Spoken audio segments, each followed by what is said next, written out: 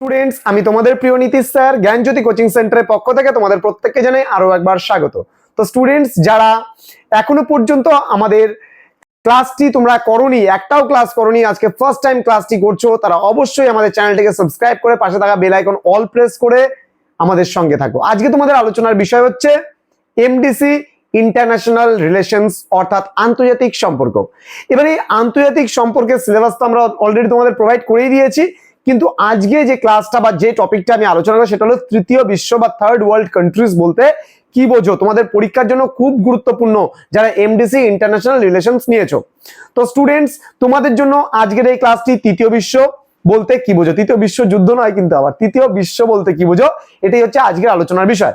তো যারা আমাদের কাছে অনলাইনে কোর্স করতে চাচ্ছ তারা অবশ্যই আমাদের সঙ্গে যোগাযোগ করো। আমাদের অফিসিয়াল নাম্বার ডেসক্রিপশন বক্সে দেওয়া আছে। আমাদের অফিসিয়াল নাম্বার 6295916282 এবং 7076398606 নাম্বার। তো চলো শুরু করছি আজকের ক্লাসটি।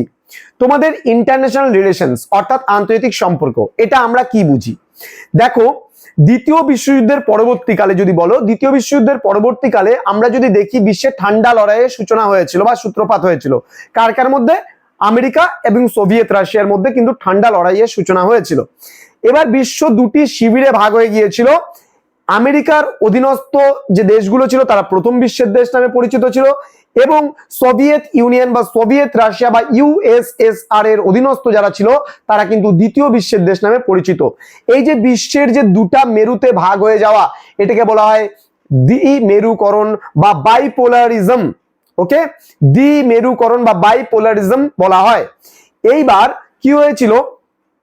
আমেরিকার নেতৃত্বে গঠন হয়েছিল NATO, north Atlantic treaty organization, এবং সোভিয়েত রাশিয়ার নেতৃত্বে তৈরি হয়েছিল ওয়ারশো জোট। তাহলে ওয়ারশ জোট সোভিয়েত রাশিয়ার নেতৃত্বাধীন মানে গঠন হয়েছিল। অর্থাৎ দ্বিতীয় বিশ্বযুদ্ধের পরবর্তীকালে এটা কিন্তু একটা বিশাল বড় মানে এখানে একটা হিস্ট্রি আছে বা বিশাল বড় একটা ইতিহাস আছে। দ্বিতীয় বিশ্বযুদ্ধের সময় দেখো, মিত্রপক্ষে আমেরিকা রাশিয়া একই দলভুক্ত ছিল, এবং যখন দ্বিতীয় বিশ্বযুদ্ধের শেষ মুহূর্তে আমেরিকার পারমাণবিক বোমা তৈরি সফল হলো এবং সেই পারমাণবিক বোমা কিন্তু জাপানের বিরুদ্ধে ব্যবহার করলো, জাপানের দুটো গুরুত্বপূর্ণ শহর হিরোশিমা, নাগাসাকি বোমা বিস্ফোরণ করে যে উড়িয়ে দিল আমেরিকা, তারপরে কিন্তু এই দুজনের মধ্যে অর্থাৎ আমেরিকা এবং রাশিয়ার মধ্যে কিন্তু সম্পর্কটায় একটা ধুলিমলিন বা ধুলো মলিনতা জমে গেল। কেন? তার কারণ এই যে আমেরিকার যে পারমাণবিক বোমা তৈরি হয়েছে সেটা কিন্তু তার প্রিয় বন্ধু অর্থাৎ রাশিয়াকে কিন্তু আমেরিকা এটা গোপন করেছিল, যার জন্য কিন্তু বিশ্ব দুটি শিবিরে সেই সময় কিন্তু আরো বিভিন্ন কারণ ছিল, এই কারণকে সামনে রেখে বিশ্ব দুটি শিবিরে ভাগ হয়ে গিয়েছিল। এইবার দ্বিতীয় বিশ্বযুদ্ধের পরবর্তীকালে সদ্য স্বাধীনতাপ্রাপ্ত যে দেশগুলো ছিল এশিয়া, আফ্রিকা এবং লাতিন আমেরিকার, সেই দেশগুলোকে বলা হয়েছে তৃতীয় বিশ্বের দেশ বা সেই দেশগুলোকে বলা হয় তৃতীয় বিশ্ব। যারা জোট নিরপেক্ষ ছিল অর্থাৎ যারা কোনো জোটেই যোগদান করেনি, না আমেরিকার নেতৃত্বাধীন ন্যাটো জোটে অংশগ্রহণ করেছিল, না সোভিয়েত রাশিয়ার নেতৃত্বাধীন ওয়ারশ জোটে অন্তর্ভুক্ত ছিল, তারা কিন্তু সম্পূর্ণ নিরপেক্ষভাবে একেবারে নন অ্যালিজেন্ট যেটাকে আমরা বলি বা জোট নিরপেক্ষ অবস্থায় কিন্তু তারা ছিল। তাহলে এই বিষয়টা আশা করি তোমাদের কাছে একদম স্পষ্ট বা ক্লিয়ার। তৃতীয় বিশ্ব কারা বা তৃতীয় বিশ্ব বলতে আমরা কি বুঝি?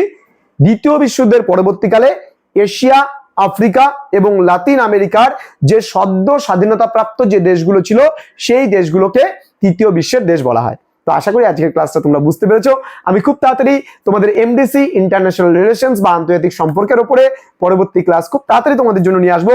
তোমরা ক্লাসগুলো কেমন লাগছে না লাগছে কমেন্ট করে অবশ্যই তোমরা জানাও, এবং আমাদের সঙ্গে থাকো, দেখতে থাকো আমাদের ক্লাসগুলো, বন্ধুদের সঙ্গে শেয়ার করো। তোমরা প্রত্যেকে ভালো থেকো, সুস্থ থেকো, দেখা হবে খুব তাড়াতাড়ি পরবর্তী ক্লাস নিয়ে। Thank you so much, thanks for watching. After all, thank you.